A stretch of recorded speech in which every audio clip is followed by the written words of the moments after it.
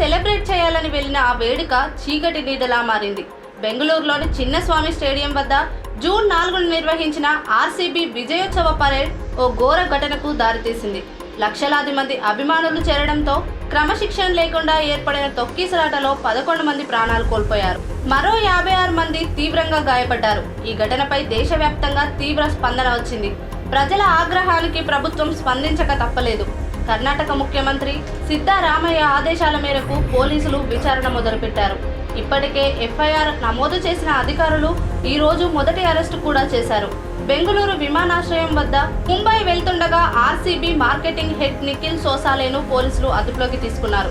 ఈ కార్యక్రమాన్ని నిర్వహించిన డిఎన్ఏ ఎంటర్టైన్మెంట్ ప్రైవేట్ లిమిటెడ్ కి చెందిన సునీల్, మాథ్యూ, కిరణ్, సుమంత్ అనే ఈవెంట్ ఆర్గనైజర్లను కూడా అరెస్ట్ చేశారు. వీరందరినీ కబ్బన్ పార్క్ పోలీస్ స్టేషన్ కు తరలించి విచారిస్తున్నట్లు పోలీసులు వెల్లడించారు.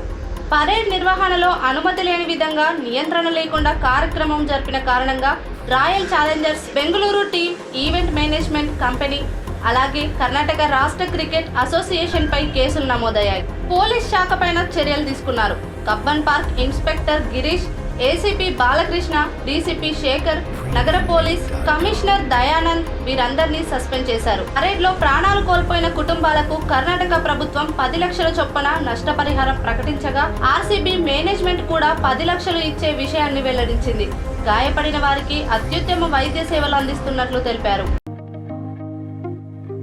స్వచ్ఛంగా, సహజంగా పోషకాలు నిండిన ఎస్ఆర్కే డైరీ పాలు మరియు పాల పదార్థాలని ఎంచుకుందాం.